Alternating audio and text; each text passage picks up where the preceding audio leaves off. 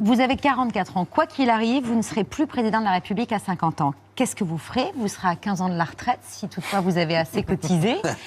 Non, mais qu'est-ce que vous ferez? La politique, c'est pour la vie? Non. Non. Ah non.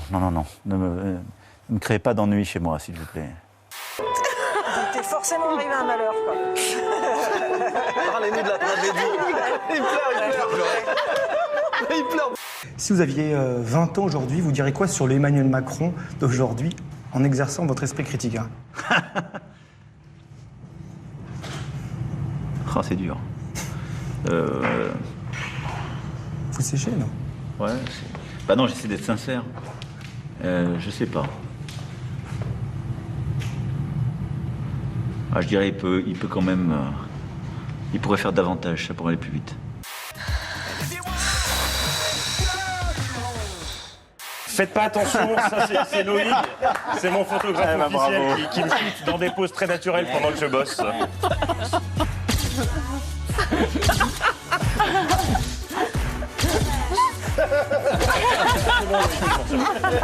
Mais vous êtes trop maquillé pour faire le... Oui. Tu me feras quand même valider les photos, Loïc. Hein. À moins d'une semaine du second tour de la présidentielle, des internautes discutent sérieusement du torse d'Emmanuel Macron.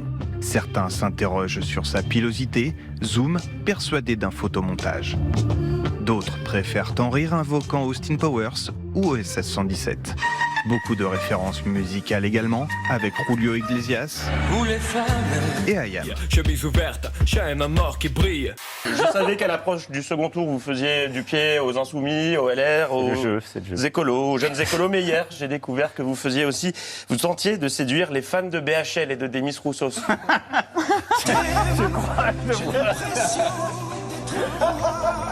Pilosité généreuse du président. Alors, quelques petites réactions quand même sur Twitter. Mondial Moquette, écrit un tweetos. Quand il y a pelouse, il y a match. Réagit un autre. Qui dit pose sur un sofa, dit pub pour un canapé. Là, c'est Macron et sofa. Voilà. C'est drôle. Ce qui a aussi marqué, c'est son style un peu séducteur en mode froc Michael. Regardez. Voilà, les femmes sont belles. Vous êtes très très chaud à Marseille, comme vous l'avez vu. Bah oui, il y a des moments où... Mais vous l'avez validé.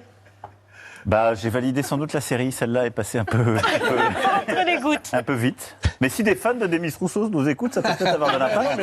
Et on peut peut-être avoir ce que je crois les sociologues appellent le marginal séquent de Demis Roussos et de Jean-Luc Mélenchon, qui peut être un gros réservoir de voix.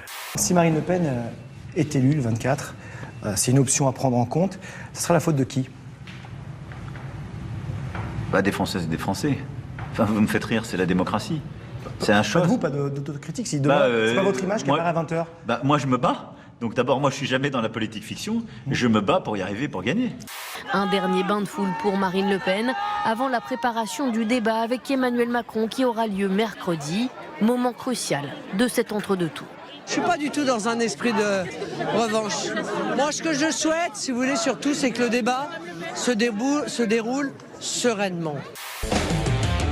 Antisocial, tu perds ton sang-froid. Repense à toutes les années de service. Merci beaucoup d'avoir répondu. Le combat climatique est un combat européen. C'est pour ça que je dis... N'obligez pas le service public à vous couper la parole, monsieur le Président de la République. C'est ce qui va se passer. C'est une honte. La pub va partir, on va vous couper. Non, mais je me dis, pour convaincre ceux qui hésitent, il y a un référendum clair le 24 avril. C'est que la candidate d'extrême droite, elle est contre l'Europe et contre le climat. Votre serviteur. Voilà, on continue à parler avec Emmanuel Macron. Pense à l'œuf magique. Il est content. Pense à l'œuf magique. Pense à l'œuf magique.